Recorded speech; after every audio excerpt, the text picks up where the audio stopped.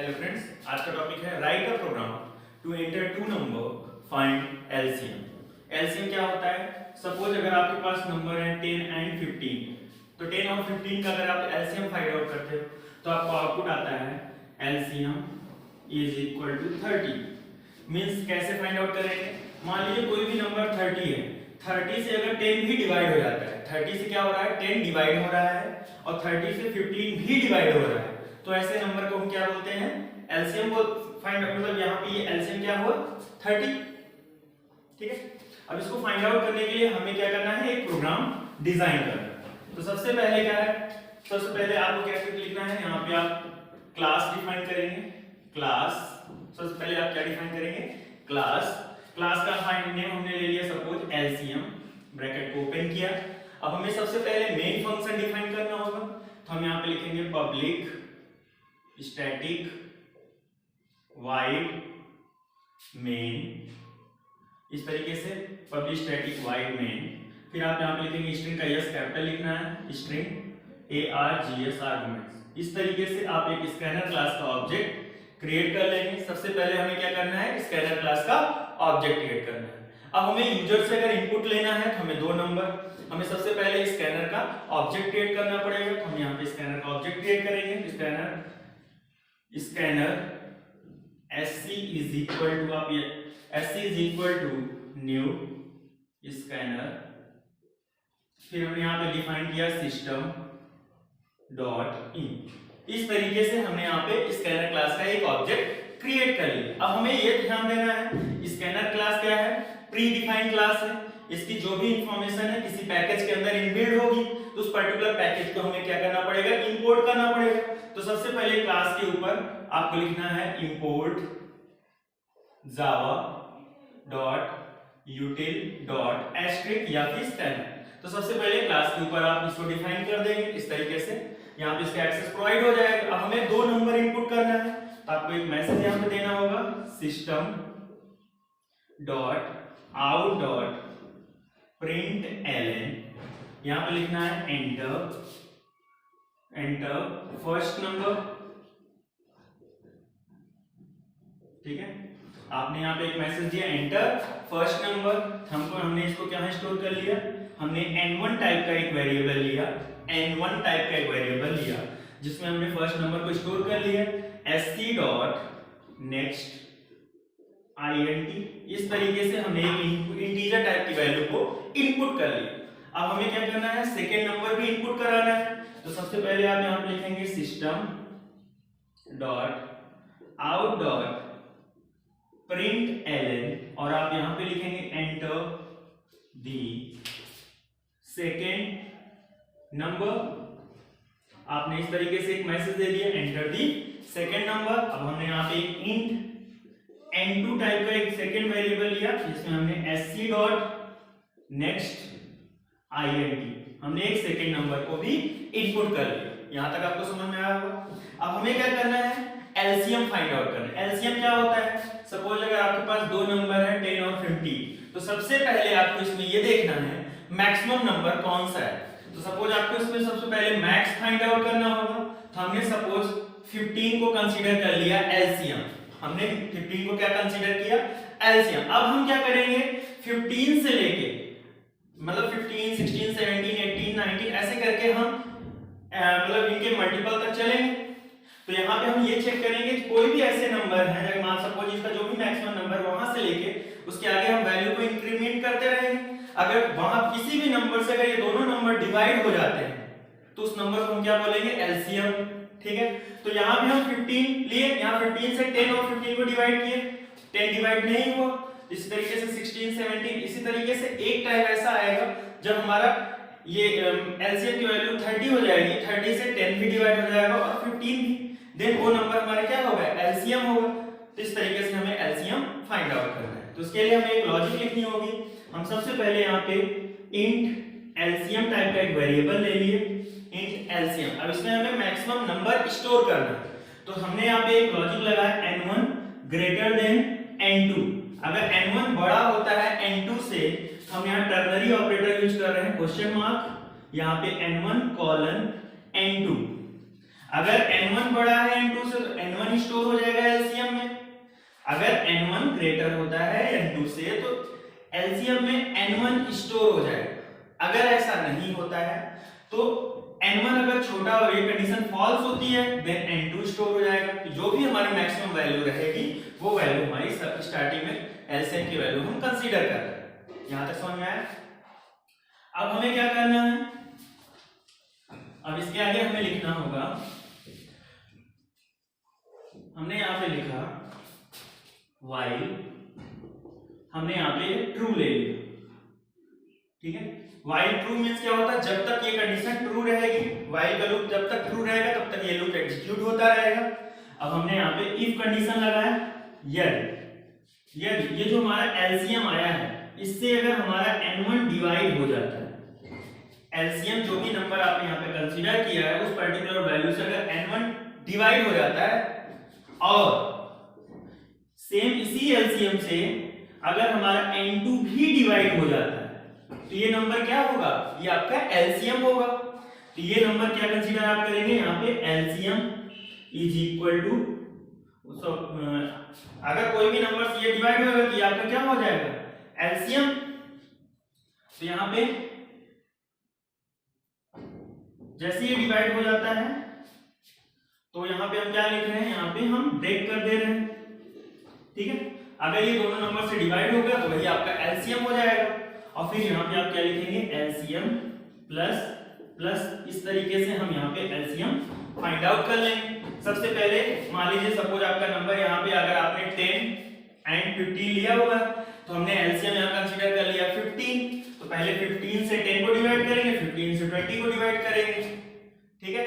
उसके बाद अगर ये डिवाइड हो जाता है तो ये उसका एलसीएम है। अगर आपको यहाँ पे मैसेज प्रिंट कराना है तो आप यहीं पे एक मैसेज लिख सकते हैं, system dot out dot println, और यहाँ पे आपने लिखना है एलसीएम इज प्लस एलसीएम को आप यहाँ पे प्रिंट करा सकते हैं।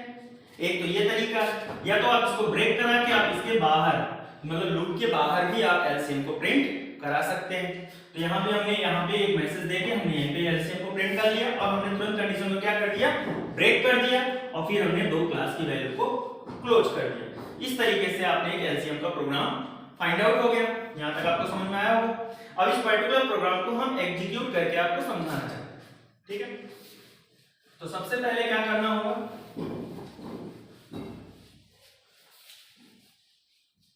सबसे पहले सपोज ये आपकी आउटपुट स्क्रीन है, ठीक है। तो सबसे पहले जब आप इस पर्टिकुलर प्रोग्राम को एग्जीक्यूट करेंगे तो आपसे एंटर, यहाँ पे आपको एक मैसेज मिलेगा, enter the number, enter the first number, ठीक है। इस तरीके से लिख के आएगा स्क्रीन पे। तो देन आपको तुरंत यहाँ पे क्या देना है, सपोज हमने एक नंबर दिया 10, ठीक है। सेम इसी तरीके से फिर से आपसे स्क्रीन पे लिख के आएगा, एंटर द सेकेंड नंबर। तो हमने यहाँ पे सपोज कंसीडर किया 15, हमने एक नंबर दिया 10 और सेकेंड नंबर दिया 20। यहाँ तक आपको समझ में आया होगा, ठीक है। जैसे आपने यहाँ पे 10 कंसीडर किया, n1 की वैल्यू हो गई, n1 की वैल्यू क्या हो गई 10 और n2 की वैल्यू 15। यहाँ तक आपको समझ में आया। अब हमने यहाँ पे इंट एलसीएम टाइप का वेरिएबल लिया है, इंट आपने एलसीएम टाइप का वेरिएबल लिया है, तो एलसीएम की वैल्यू क्या हो जाएगी, 10 greater than 15 question mark 10 colon 15, इस तरीके से लिखा हुआ है। तो सबसे पहले आपको देखना है ये कंडीशन क्या है। अगर ये कंडीशन ट्रू होती है तो ये पार्ट एग्जीक्यूट होता है, अगर ये कंडीशन सपोज फॉल्स होती है तो ये पार्ट एग्जीक्यूट होगा। तो आपको ध्यान से देखना है। तो आपने यहाँ पे देखा 10 क्या ग्रेटर है 15 से, नहीं, कंडीशन क्या हो रही है, फॉल्स। यहाँ पे कंडीशन क्या हो रही है, फॉल्स। अगर सपोज ये कंडीशन फॉल्स होती है तो ये पार्ट एग्जीक्यूट होगा। तो यहाँ जो 15 है, ये 15 किसकी वैल्यू हो जाएगी, एलसीएम की। तो आपको एक वैल्यू मिलेगी 15, तो ये क्या हो जाएगा, एलसीएम इज इक्वल टू 15। इस तरीके से आपको एलसीएम की वैल्यू क्या आ जाएगी, 15। आपने जो ये कंसीडर किया है। अब आप व्हाइल लूप पे आएंगे। व्हाइल में क्या होगी, जब तक कंडीशन ट्रू होगा देन ये एग्जीक्यूट होगा। तो सबसे पहले कंडीशन ट्रू है तो आप अंदर आए, लूप के अंदर एंटर किए। जैसे आप यहाँ पे आए आपको एक कंडीशन मिला, यहाँ आपने 15 modulus 10 double equal 0 and 15 modulus 15 double equal 0। इस तरीके से ये कंडीशन दिख रही है। अब ध्यान से देखना है, यहाँ पे अगर 15 मॉडुलस 10 तो यहाँ पे 5 डबल इक्वल 0 आ रहा है। ये कंडीशन क्या हो गई? फॉल्स। ये कंडीशन क्या हो रही है? फॉल्स। अब ये एंड कंडीशन में क्या होगा? कोई भी एक कंडीशन फॉल्स है तो पूरा टोटल कंडीशन क्या होती है? फॉल्स होती है। अगर ये कंडीशन फॉल्स है तो एलसीएम की वैल्यू इंक्रीमेंट हो जाएगी। तो यहाँ पे ये कंडीशन टोटल क्या आ रही है? फॉल्स। अगर ये कंडीशन फॉल्स है तो एलसीएम की न्यू वैल्यू हो गई 16। एलसीएम की न्यू वैल्यू क्या हो गई? 16। फिर से ये लूप सेकेंड टाइम एग्जीक्यूट हुआ। ये तो आपने फर्स्ट टाइम एग्जीक्यूट किया था, सेकेंड टाइम हुआ। इस तरीके से 16 modulus 10 double equal 0 and 16 modulus 15 double equal 0। Then फिर से यहाँ पे आया 16 double equal 6 double equal 0। Condition फिर से फॉल्स हो गई। ये बोथ कंडीशन क्या हो गई? फॉल्स। इस तरीके से एलसीएम की फिर से न्यू वैल्यू आ गई 70, क्योंकि ये लूप एग्जीक्यूट नहीं हुआ, मतलब ये कंडीशन फॉल्स हो गई। तो यहाँ एलसीएम की वैल्यू क्या हो गई? 17। फिर से थर्ड टाइम लूप एग्जीक्यूट हुआ तो 17 modulus 10 double equal 0 and 17 modulus 15 double equal 0। फिर से यहाँ पे आया 7 डबल इक्वल 0। फिर से कंडीशन क्या हो रही है? फॉल्स। जैसे ये कंडीशन फॉल्स हुई तो टोटल कंडीशन फॉल्स हो गई। देन आप एलसीएम की न्यू वैल्यू आ गई 18। इस तरीके से ये आपका थर्ड टाइम लूप एग्जीक्यूट हुआ। देन